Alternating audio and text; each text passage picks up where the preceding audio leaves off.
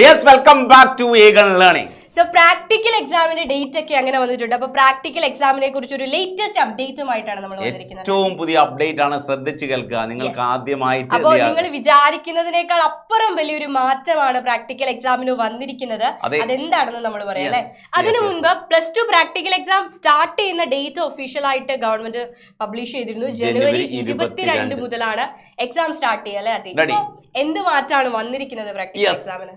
Higher secondary practical exam ഓരോ കുട്ടികൾക്കും വ്യത്യസ്ത ക്വസ്റ്റ്യൻ പേപ്പർ ഓൺലൈൻ ആയിട്ട് ലഭിക്കും അല്ലേ? അതെ, അതാണ് ഏറ്റവും വലിയ മാറ്റം എന്ന് പറയുന്നത്. ഇത്തവണ തൊട്ട് ഓൺലൈൻ ആയിട്ടായിരിക്കും ക്വസ്റ്റ്യൻ പേപ്പർ പ്രാക്ടിക്കലിന് നിങ്ങൾക്ക് ലഭിക്കുക. പക്ഷെ ഇത് തൽക്കാലം എല്ലാ വിഷയങ്ങൾക്കും ഇത് ആപ്ലിക്കബിൾ അല്ല. മാത്തമെറ്റിക്സിന് മാത്രമാണ് ഇപ്പോൾ ആപ്ലിക്കബിൾ ആയിട്ടുള്ളത്. പിന്നീട് വരും വർഷങ്ങളിൽ ബാക്കിയുള്ള സബ്ജക്റ്റിലേക്കും അത് മാറ്റാൻ സാധ്യതയുണ്ട് അല്ലേ? അപ്പൊ ഈ വർഷത്തെ തീരുമാനം എന്ന് പറയുന്നത് മാത്സിന്റെ പ്രാക്ടിക്കൽ എക്സാം ചോദ്യ പേപ്പർ ഓൺലൈൻ ആയിട്ടായിരിക്കും നിങ്ങൾക്ക് നൽകുക.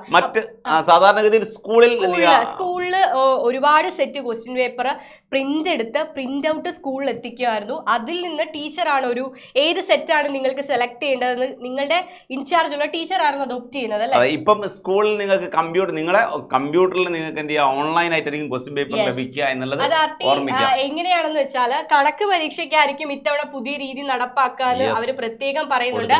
അത് മാത്രമല്ല വരും വർഷങ്ങളില് കമ്പ്യൂട്ടർ സയൻസ്, കമ്പ്യൂട്ടർ ആപ്ലിക്കേഷൻ, ഈ അക്കൗണ്ടൻസി എന്നീ പ്രാക്ടിക്കൽ എക്സാമുകളും ഈ രീതിയിലേക്ക് മാറാൻ ചാൻസ് ഉണ്ട്. ഒരു പക്ഷേ എല്ലാ സബ്ജക്റ്റുകളിലേക്കും ഇത് മാറാൻ ചാൻസ് ഉണ്ട്. ഓൺലൈൻ ക്വസ്റ്റ്യൻ പേപ്പറിലേക്ക് മാറാൻ ചാൻസ് ഉണ്ട്. അപ്പോൾ ഈ ഒരു പുതിയ രീതി നടപ്പാക്കുന്നതോടെ നിങ്ങൾക്ക് മുൻകൂട്ടി ചോദ്യ പേപ്പർ ലഭിക്കില്ല. പിന്നെ എപ്പോഴാണ് സ്കൂളിലെ ടീച്ചേഴ്സിനും ക്വസ്റ്റ്യൻ പേപ്പർ അറിയാൻ പറ്റുമൊന്നുമില്ല. ഇവിടെ കൊടുത്തിട്ടുണ്ട്. പരീക്ഷാ സമയത്ത് നിങ്ങൾ നിങ്ങളുടെ രജിസ്റ്റർ നമ്പറും നൽകി ലോഗിൻ ചെയ്യുമ്പോൾ മാത്രമായിരിക്കും പ്രാക്ടിക്കലിന്റെ ക്വസ്റ്റ്യൻ ഏതാണെന്ന് നിങ്ങൾ അറിയാൻ.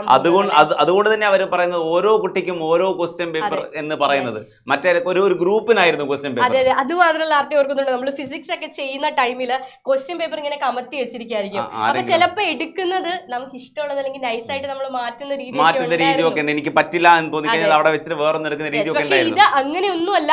ഓരോ കുട്ടിക്കും ഓരോ ചോദ്യ പേപ്പറാണ്. അത് നിങ്ങൾ നിങ്ങളുടെ രജിസ്റ്റർ നമ്പർ അടിച്ച് നിങ്ങൾ ആ എക്സാം ഹോളിൽ കയറി രജിസ്റ്റർ നമ്പർ അടിക്കുമ്പോൾ മാത്രമായിരിക്കും ആ ക്വസ്റ്റ്യൻ ഏതാണെന്ന് നിങ്ങൾക്കും നിങ്ങളുടെ ടീച്ചറിനും ഒക്കെ മനസ്സിലാകുക. അതാണ് ഇൻവിജിലേറ്റർ വിചാരിച്ചാൽ പോലും നിങ്ങളെ ക്വസ്റ്റ്യൻ പേപ്പർ മാറ്റാൻ പറ്റില്ല. ഓൺലൈൻ ആയിട്ടായിരിക്കും. അത് എന്ത് ചെയ്യുക, ട്രാൻസ്പെറന്റ് ആയിട്ട് തന്നെ എക്സാം നടത്താൻ വേണ്ടിയിട്ടാണ് ഗവൺമെന്റ് ഇങ്ങനെ ഒരു തീരുമാനം എടുത്തിരിക്കുന്നത് അല്ലേ? അപ്പൊ ഇത് പുതിയൊരു രീതി ആയതുകൊണ്ട് തന്നെ എന്തെങ്കിലും പാളിച്ചകൾ പറ്റുമോ എന്ന് അറിയാൻ വേണ്ടി ഡിസംബർ ജനുവരി മാസങ്ങളിൽ അവരൊരു മോഡൽ എക്സാം നടത്തുന്നുണ്ട്. അതിനുശേഷം മാത്രമായിരിക്കും പ്രാക്ടിക്കൽ ആയിട്ട് ഇംപ്ലിമെന്റ് ചെയ്യുക. അപ്പൊ ഈ ഒരു കാര്യം മനസ്സിലാക്കി വെക്കുക. നിലവിൽ എന്താണ്, മാത്സിന് മാത്രമാണ് ഇത് ആപ്ലിക്കബിൾ. അതേപോലെ മാർക്ക് പറയുന്നുണ്ട് മൊത്തം 40 മാർക്ക്. 40 മാർക്കിൽ 6 ക്വസ്റ്റ്യൻ ആണ് അവർക്ക് നോർമലി കൊടുക്കാറ്. അത് നോർമൽ മെത്തേഡ് തന്നെ. 6ൽ 4 ക്വസ്റ്റ്യൻ ചെയ്യുന്ന ഒരു മെത്തേഡ് തന്നെയാണ്. മൊത്തം 40 മാർക്കിന്റെ ചോദ്യമാണ്. അതിൽ 8ൽ 6 ക്വസ്റ്റ്യൻ അല്ല, 6ൽ 4 ക്വസ്റ്റ്യൻ. 6ൽ 4 ക്വസ്റ്റ്യൻ 6 ക്വസ്റ്റ്യൻ ആയിരിക്കും വരുന്നത്. അതിൽ ഇഷ്ടമുള്ള 4 ചോദ്യങ്ങൾക്ക് ആൻസർ ചെയ്യാം. ഒരു ചോദ്യത്തിന് 8 മാർക്ക്. അങ്ങനെ 32 മാർക്ക് കിട്ടും. +4 +4 അല്ലെ? റെക്കോർഡിന് 4 മാർക്ക്.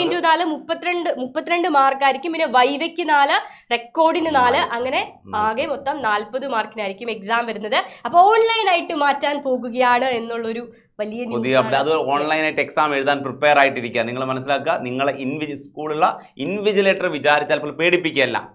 ക്വസ്റ്റ്യൻ മാറ്റാൻ പറ്റില്ല. അപ്പൊ മക്കൾ ജസ്റ്റ് ഒന്ന് പ്രിപ്പയർഡ് ആയിരിക്കും. എന്തായാലും നിങ്ങളുടെ സിലബസിലുള്ള ചോദ്യങ്ങൾ മാത്രമേ നിങ്ങൾ പ്രതീക്ഷിക്കേണ്ടതായിട്ടുള്ളൂ.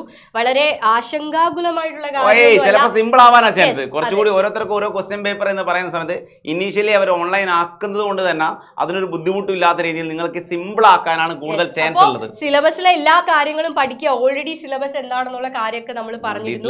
അപ്പൊ മാത്സിന്റെയും കെമിസ്ട്രിയുടെയും ഫിസിക്സിന്റെയും ബയോളജിയുടെയും ഒക്കെ പ്രാക്ടിക്കൽ വീഡിയോസ് നമ്മുടെ ചാനലിൽ അവൈലബിൾ ആയിരിക്കും. ഇനി ഒരുപാട് അപ്ഡേറ്റ്സ് വരാനുണ്ട്. ക്രിസ്മസ് എക്സാമിന്റെ ടൈം ടേബിളിന്റെ അപ്ഡേറ്റ് വരാനുണ്ട്. ഇതിൽ തന്നെ എന്തെങ്കിലും മാറ്റങ്ങൾ വരികയാണെങ്കിൽ നിങ്ങൾക്ക് അത് അറിയണ്ടേ? അതിനുവേണ്ടി ചാനൽ ഒന്ന് സബ്സ്ക്രൈബ് ചെയ്ത് വെച്ചോട്ടോ, മറന്നു പോകണ്ട. അപ്പോൾ ക്രിസ്മസ് എക്സാമിന്റെ ടൈം ടേബിൾ ഒക്കെ ആയിട്ട് നമ്മൾ ഉടനെ എത്തും. അപ്പൊ അതൊക്കെ അപ്പൊ തന്നെ അറിയാൻ വേണ്ടിയിട്ട് നമ്മൾ സബ്സ്ക്രൈബ് ചെയ്യുക മാത്രമല്ല നോട്ടിഫിക്കേഷൻ കൂടി ഒന്ന് എനേബിൾ ചെയ്ത് വെച്ചേക്കാം മക്കളെ. Ready, by.